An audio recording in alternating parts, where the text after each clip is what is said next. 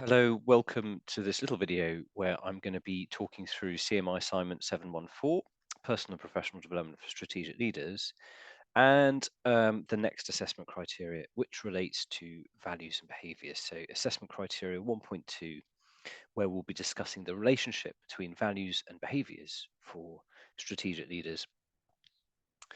I hope you can't hear too much noise coming through the microphone. There's a bit of building work going on just outside, and interesting for scaffolders, they're listening to ABBA's greatest hits. So if that's coming through, my apologies. Hopefully you won't hear too much. I'm just keen to get this done today. So yeah, so this is part 3 and follows the first 2 videos as we discuss and work through this assignment. So 714, assessment criteria 1.2, critically examine the personal values and behaviors required for strategic leadership practice. So just worth noticing, critically examine, which again just means taking a slightly more critical eye, and rather than just taking things for granted and explaining or listing things, it's necessary to pull it apart a little bit more and say, well, is that exactly right? And what do I really think about that? And maybe if we put forward some ideas and suggestions, maybe challenging some of the theories or the status quo a little bit in this. As with all of these assessment criteria, it's good to have a little bit of theory, and that's what I'm going to introduce here. It's also really good to bring in your own stories and experiences. And this is something that I imagine most people will have some experience of in terms of either your own work or observation of those around you. What do I mean by values? So interesting question to start with. Lots of different viewpoints on this. Deeply held beliefs. Some theorists see values as being ethical touch points, so that there's a sort of ethical or moral element to values. Sometimes they're not always ethical.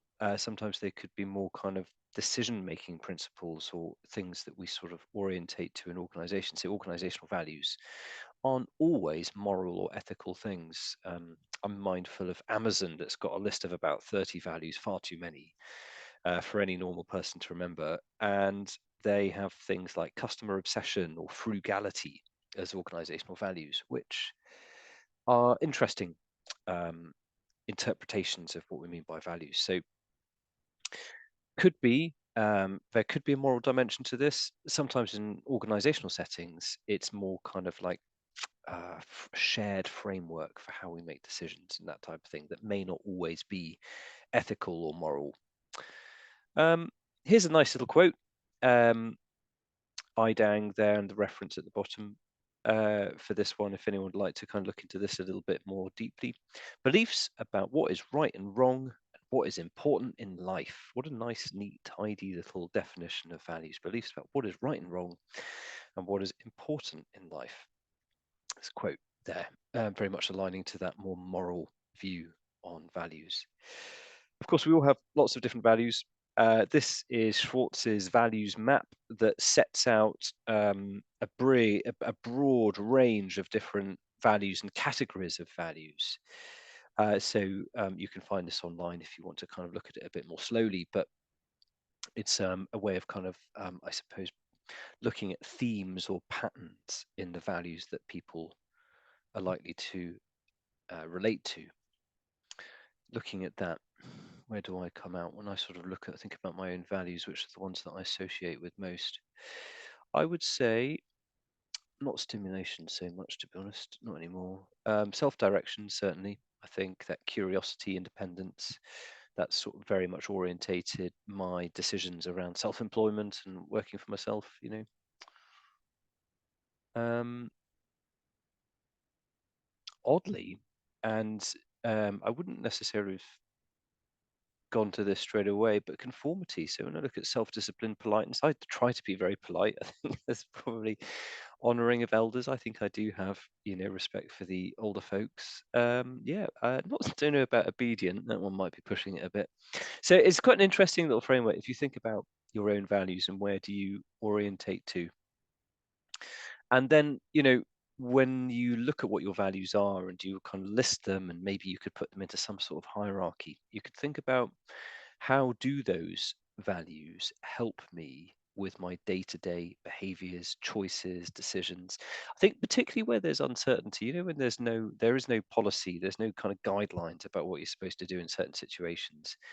I think that that's where having a bit of personal reflection and, knowing what your values are can be very, very helpful, because they become, if you like, guiding principles when there is ambiguity or uncertainty.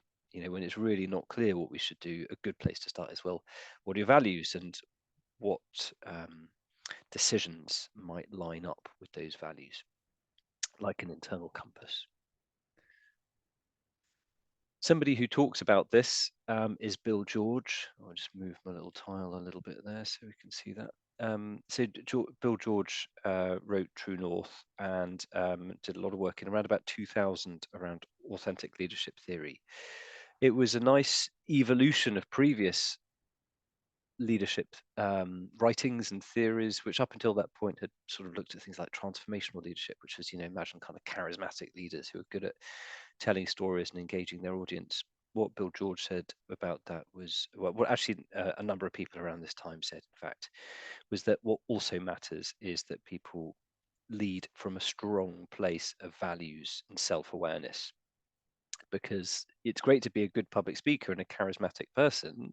They're certainly very effective in certain circumstances, but it's also difficult to trust people if we don't know whether what they're saying and how they're behaving is totally lined up with their deeply held beliefs and values. So, authentic leadership theory is about personal reflection, self awareness, really knowing yourself, and then aligning your decisions and interactions with others to those values.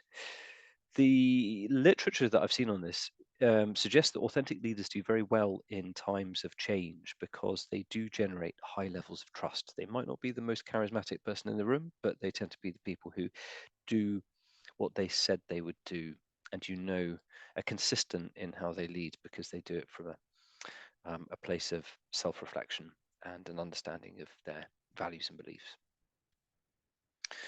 The model, in the middle, we've got purpose, values, relationships, self-discipline, and heart. These, I suppose, are things that leaders will focus on and will consider to be important. So the things that leaders will value. And the outer ring, passion, behavior, connectedness, consistency, and compassion, is what others will see. So you might say that, I suppose, the things in the middle ring there are the things that leaders will value. The things in the outer ring are the behaviors, observable things that their followers, colleagues, other stakeholders will observe and see about that person. So if we have a strong sense of purpose, and we kind of, really think about that, and you understand what is it all about, and why are you here, and what do you want to achieve with your life, that will, when that's connected up to our behaviors and choices, people will see passion. Deep understanding of our values will relate then to a consistent set of behaviors, so behaviors that are grounded in our values. If we value relationships, then that will relate to others seeing connectedness, so we are people who are able to draw on the goodwill and the support of those around us. Self-discipline, others will perceive consistency, so they'll see us being, we'll be there on time, working hard, and working towards ambitious or demanding goals, with a degree of consistency. I think that's interesting, isn't it? Consistency, self-discipline, and consistency. I'm not sure if that relates to values exactly. Is self-discipline a value? There we go. That's one to think about. Not sure. Might be. I heard a quote on a podcast that if you're consistent, then you may be successful with your ambitious goals. If you're inconsistent, then you almost certainly won't be. I thought that was food for thought. And yet, if we value heart, then essentially kindness, then that will show up as compassion. So that's what other people will perceive. So the five things to focus on, and if we're consistent with those 5 points of focus, others will see passion, behaviors grounded in values, connectedness in terms of good, strong relationships, consistency in terms of perseverance towards ambitious goals, and compassion in how we engage with others. So it's quite a nice little framework for self-reflection. And I think it also is a model that, theoretically helps us to perhaps draw that link between values and behaviors, what we value and what other people see, what other people might perceive. So there we go. I think it's quite a useful framework to talk about perhaps in this assignment. A little case study. Here we go.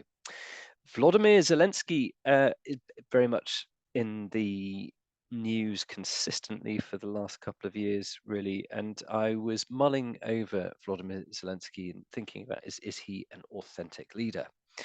So really, you can choose any leader, but it is good to bring it to life with an example. So here we go. What do I think about him?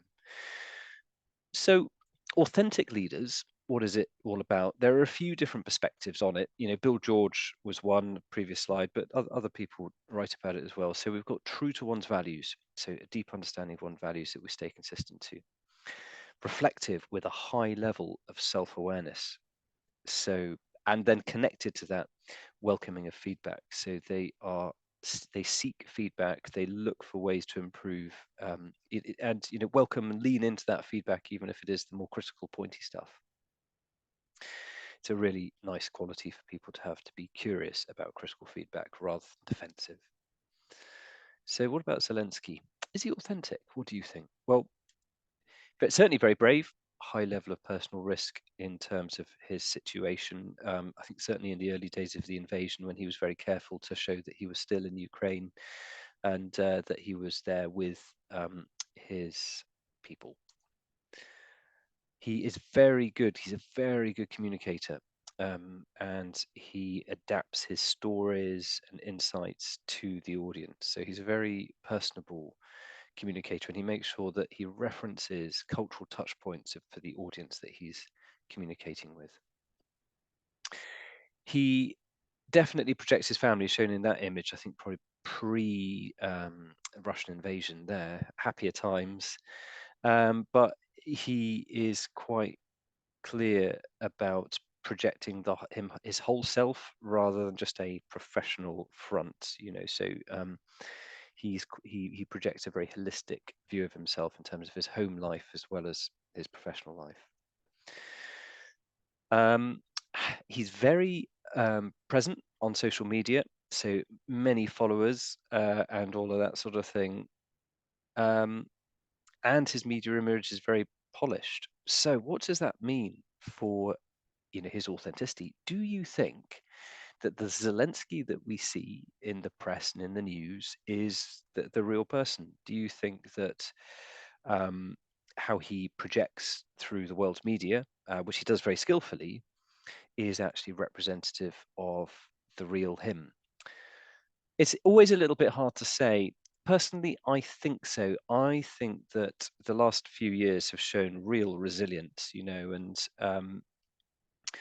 I get the sense that actually, he is really committed to his cause, and so what we don't get a kind of a corporate or a polished but inauthentic lens. I think we do see something very close to the real human being. That's just my opinion, though. What do you think? And how authentic do you think Zelensky is? And in terms of if you followed the Russian invasion like I have with interest, do you is the person that we see projected actually, you think, the real person who's the same behind the cameras? Question mark. So, do you think the Zelensky's values are genuinely represented in his choices, behaviors, and how he communicates with the world? I'm tilting towards yes, but what do you think? As I said, that's a little case study really, and also perhaps showing a little bit of critical thinking there.